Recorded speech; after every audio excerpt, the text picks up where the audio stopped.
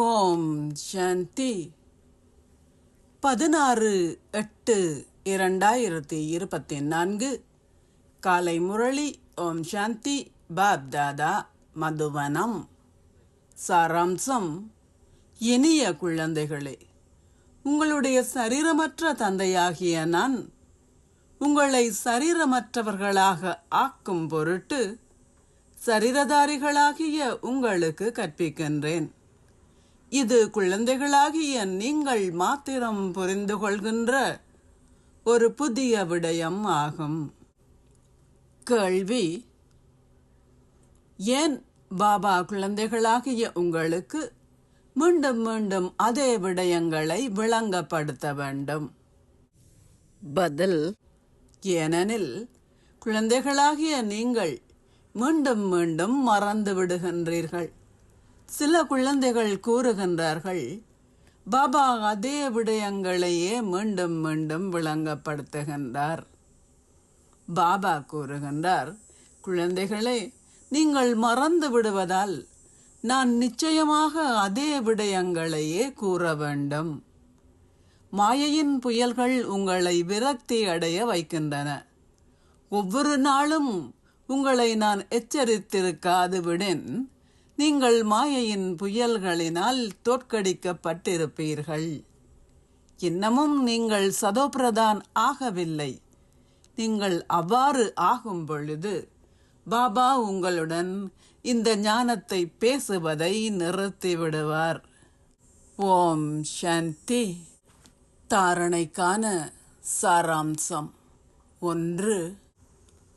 ஞானமாகிய 3ஆம் கண்ணை பயன்படுத்தி ஆத்மாக்களை மட்டும் பாருங்கள். உங்கள் பௌதீக கண்களால் எதையும் பார்க்காதீர்கள். சரீரமற்றவர் ஆகுவதை பயிற்சி செய்யுங்கள். 2. தந்தையின் நினைவை கொண்டிருப்பதனால் உங்கள் குணாதிசயத்தை தெய்வீகமானதாக ஆக்குங்கள். உங்கள் இதயத்தை வினவுங்கள், நான் எந்த அளவிற்கு நற்குணங்கள் மிக்கவர் ஆகியுள்ளேன்? நான் நாள் முழுவதும் முற்றாகவே ஏதாவது அசுர நடத்தையை கொண்டிருந்தேனா?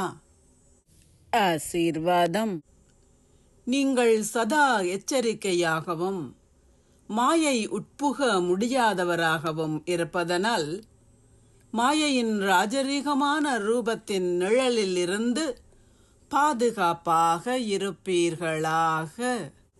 தற்சமயம் மாயை உங்கள் உண்மையான புரிந்து கொள்தலையும் உங்கள் புரிந்துணர்வு சக்தியையும் மறைத்து தவறானதை சரியானதாக உங்களை அனுபவம் செய்ய வைக்கின்றாள். ஒருவர் மந்திர வித்தையை செய்யும் பொழுது ஒரு நபரை கட்டுப்பாடு இழக்கச் செய்கின்றார். அதேபோல் ராஜரீகமான மாயை எது உண்மை என்பதை உங்களை புரிந்து கொள்ள அனுமதிப்பதில்லை. இதனாலேயே பாப் தாதா கவனம் செலுத்துங்கள் என்பதற்கு இரட்டை அடிக்கோடிடுமாறு செய்கின்றார். மாயையின் நிழலிலிருந்து பாதுகாப்பாக இருப்பதிலும் மாயை உட்புகாதவராக இருப்பதிலும் மிகவும் எச்சரிக்கையாக இருங்கள். தந்தையின் பாதுகாப்பு குடையின் கீழ் குறிப்பாக உங்கள் மனதையும் புத்தியையும் வைத்திருங்கள். ஸ்லோகம்: பிறர் இலகு யோகிகளை பார்க்கும் பொழுது அவர்களாலும் இலகுவில் யோகம் செய்ய இயலுகின்றது. ஓம் சாந்தி. நன்றிகள் பாபா.